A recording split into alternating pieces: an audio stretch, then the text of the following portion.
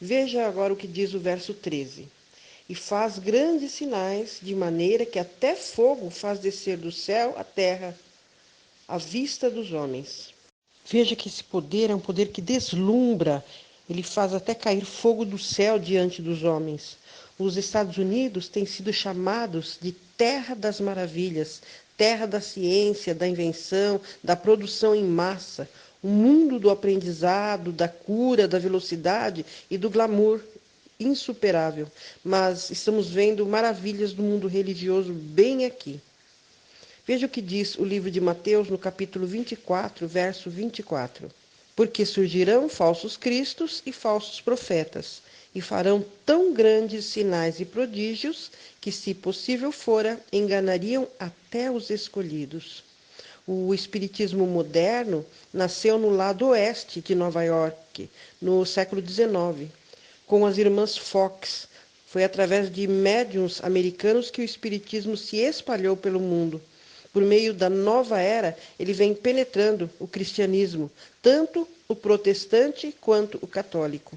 Verso 14 diz: E engana os que habitam na terra com sinais que lhe foi permitido que fizesse em presença da besta, dizendo aos que habitam na terra que fizessem uma imagem à besta que recebera a ferida da espada e vivia. É um poder que, além de dar força à primeira besta, exige obediência a uma imagem desta. O texto fala em uma imagem à besta. Imagem é algo que se parece com o original, mas não é. Uma imagem é algo que lembra muito bem alguma outra coisa. Se um jovem tem a mesma imagem do pai, é porque ele se parece muito com o pai. A besta leopardo recebeu a autoridade do dragão, como nós já vimos. Houve uma união da igreja e do Estado, que destruiu a liberdade religiosa. Vemos aí poderes em atividade para restringir nossas liberdades. Pessoas religiosas estão clamando que os Estados Unidos são um país muito secular. Essas pessoas pensam que o remédio é uma federação de igrejas com poder governamental. Se a igreja não pode salvar o povo por meio da pregação do evangelho, ela vai tentar conseguir isso através da política e da força. Nos versos 15, 16 e 17 lemos: E foi-lhe concedido que desse espírito à imagem da besta, para que também a imagem da besta falasse, e fizesse que fossem mortos todos os que não adorassem a imagem da besta. E faz que a todos, pequenos e grandes, ricos e pobres, livres e servos, lhes seja posto um sinal na sua mão direita ou nas suas testas, para que ninguém possa comprar ou vender, senão aquele que tiver o sinal, ou o nome da besta, ou o número do seu nome. Observe que esse poder aí dá força à imagem e até decreta a morte para os que não adorem essa besta. Ordena colocar a marca da besta sobre todas as pessoas, a fim de que aquele que não tiver a marca não possa nem comprar nem vender. Esse poder não faz só que adorem a primeira besta, mas também decreta que, se não for feito o que estão ordenando, eles os matam. Para um poder ter essa autoridade, tem que ser um poder político, porque não é um poder qualquer que tem essa autoridade, não é verdade? Veja que essa besta tem um grande poder econômico, porque decide quem pode comprar e vender ou não. E somente uma grande autoridade tem poder para tomar uma decisão desta. Como a imagem da besta é a união entre a igreja e o Estado, em que a igreja faz do Estado o seu servo, a igreja terá o poder para falar e o Estado deve executar aquilo que ela fala. Ou podemos dizer também que o Estado falará, não mais como um Estado civil livre, mas como um Estado religioso, opressor, que é a imagem da besta. É isto o que quer dizer, e foi-lhe ao Estado pelo dragão, né, concedido também que desse fôlego à imagem da besta para que ela falasse, e falasse com o dragão. Sobre isso, a profecia é bastante evidente. A imagem da besta, revestida do poder da própria nação, falará contra os que se opõem a ela, isto é, contra aqueles que protestarão contra a união da igreja e do Estado. e sua fala contra eles será de morte, dada a fidelidade deles aos mandamentos de Deus e a recusa da aceitação da imagem da besta e de suas oposições. Mas nenhum servo de Deus há de morrer pelas sentenças da imagem da besta. Deus os protegerá, de modo a não lhes cair um só fio de cabelo da cabeça. Serão protegidos pelas legiões de anjos celestiais, pelo que não será executada contra eles a sentença de morte, pela lealdade que manifestam à lei de Deus e ao Evangelho de Jesus. Eles, reza a profecia, sairão vitoriosos da besta e da sua imagem, como está escrito lá em Apocalipse 15, 12, que veremos adiante. Esse futuro tempo será para eles a angústia de Jacó, e não morte de Jacó, porque este, ao atravessar uma grande crise, não morreu em decorrência daquela angústia. Assim também será com o povo de Deus. Passará por angústia, mas não morrerá. E que marca, sinal é esse que diz aí no texto? Em harmonia com o texto, o sinal da besta é o sinal do papado, que é a besta. Portanto, como o papado é um poder religioso, seu sinal deve ser necessariamente uma instituição religiosa sua, por meio da qual pretende ser reconhecido no mundo como autoridade suprema.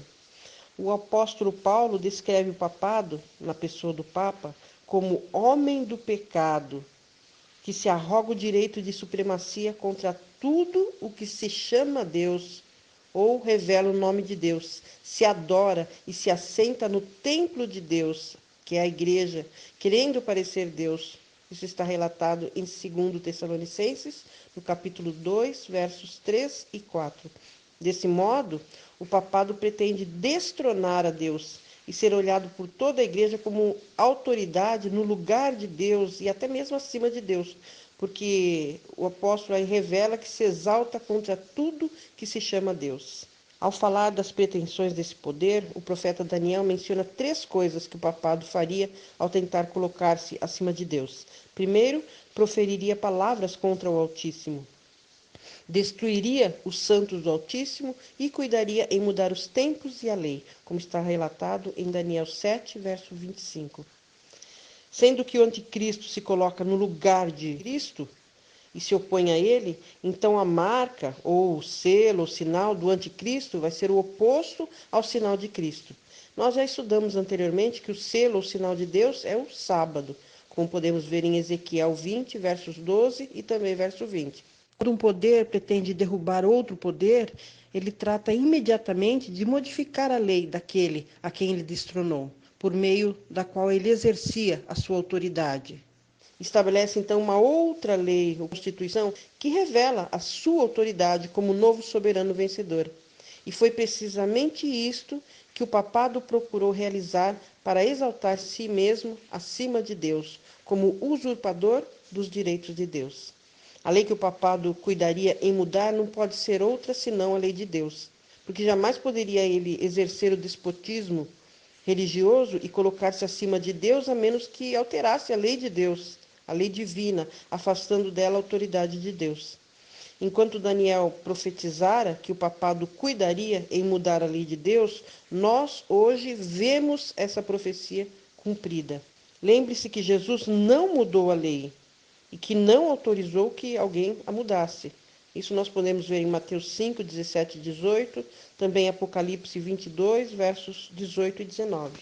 Assim sendo, o cristianismo tem 2 leis. A lei original, escrita pelo próprio dedo de Deus, que é a expressão do seu próprio caráter e requer obediência dos seus fiéis seguidores, e a lei que foi adulterada pelo papado, que emana de Roma e exige fidelidade à vontade do Papa. Ambos, o de Deus e o do Deus de Roma, exigem obediência às suas leis. A lei a que os homens obedecem é o Deus que eles adoram e servem. Todo homem que acata o sábado como dia de repouso divino e observa conforme a ordenança do quarto mandamento, homenageando a Deus como Criador e o reverencia como seu Deus, a quem unicamente adora e serve na terra. Para que o papado pudesse colocar-se acima de Deus e o seu pontífice pretendesse ser Deus na terra, é evidente que deveria abolir especialmente o quarto mandamento, que ordena a santificação do sábado do 7º dia e apresenta a Deus como Criador e substituí-lo por um outro dia de repouso semanal que designasse não mais ao Criador como legislador da lei e supremo Deus nos céus e na terra, mas sim o Papa ou o papado como Deus deste mundo, ou substituto de Deus entronizado em Roma. Embora a Bíblia chamada católica, a Vulgata, conserve intacto o quarto mandamento, ordenando o repouso do sétimo dia, há no catecismo autorizado da Igreja Católica uma lei, neles denominada de Lei de Deus, em que o dia de repouso semanal original não é mais apresentado como dia de repouso, mas sim o primeiro dia da semana é definido como dia de repouso, substituto do sábado do sétimo dia. E essa mudança é expressamente confessada por autoridades católicas como obra real do papado, em evidência de sua autoridade. Veja aqui algumas publicações. Eles, os católicos, alegam que o sábado foi mudado para o domingo, o dia do Senhor, contrariamente ao decálogo, como é evidente. Nem existe exemplo de maior jactância do que a mudança do dia de repouso. Grande, dizem eles, é o poder e autoridade da Igreja, visto haver dispensado um dos 10 mandamentos. Uma outra publicação. Ela, a Igreja Católica Romana, subverteu o quarto mandamento, dispensando o sábado da palavra de Deus e substituindo-o pelo domingo como dia santificado. A Igreja Católica, em virtude de sua divina missão, mudou o dia de sábado para o domingo. Olha essa outra. Podereis ler a Bíblia, de Gênesis ao Apocalipse, e não encontrareis uma única linha que autorize a santificação do domingo. As Escrituras, observância religiosa do sábado, dia que nós nunca santificamos. Isso está em A Fé dos Nossos Pais, do cardeal Gibbons, na edição de 1892, página 111. E veja que o padre Júlio Maria, em Ataques Protestantes, a página 81, disse: Nós, católicos romanos, guardamos o domingo, em lembrança da ressurreição de Cristo, e por ordem do chefe da nossa igreja, que preceituou tal ordem do sábado ser do Antigo Testamento, e não obrigar mais no Novo Testamento. Nessa transferência do repouso do sábado, do sétimo dia para o primeiro dia da semana, o domingo, o papado não fez nada mais, nada menos do que substituir o sinal da autoridade suprema de Deus pelo sinal da sua própria autoridade, como um falso Deus sobre a terra. Daí o domingo, na lei modificada do Catecismo Católico, ser o sinal do papado e, como tal, o sinal da besta, mencionado no texto. Quanto à expressão sinal na mão, a mão direita é a mão da ação, a mão do trabalho, e a grande massa da nação vai se submeter à imposição do repouso obrigatório do domingo, simplesmente por consideração de comodidade ou mesmo de conveniência pessoal, sem com isso reconhecer nenhum fundamento religioso, mas dando desse modo, indiretamente, seu apoio a uma instituição religiosa e aceitando implicitamente a autoridade da besta imposta por sua imagem. Eles receberão o sinal na sua mão direita, com a qual, indiretamente, apoiam as pretensões da besta e sua imagem. O sinal na fronte, também mencionado no texto, é símbolo de mente, indica que não apenas o trabalho, mas também a crença são afetados. A outra classe será substituída pelos que espontaneamente vão se submeter às suas imposições, mas pelo coração, pelo entendimento, crendo estar servindo e apoiando uma causa justa. Estes estarão identificados com a doutrina e por ela com o caráter da besta, tanto pelo coração como pela inteligência, e terão o sinal em suas testas. Portanto, ou por convicção ou não, todos serão obrigados pelo protestantismo e Estado irmanados a receberem o sinal da besta. Os cristãos das gerações passadas observaram o domingo, supondo que, fazendo isso, eles estavam guardando o sábado bíblico.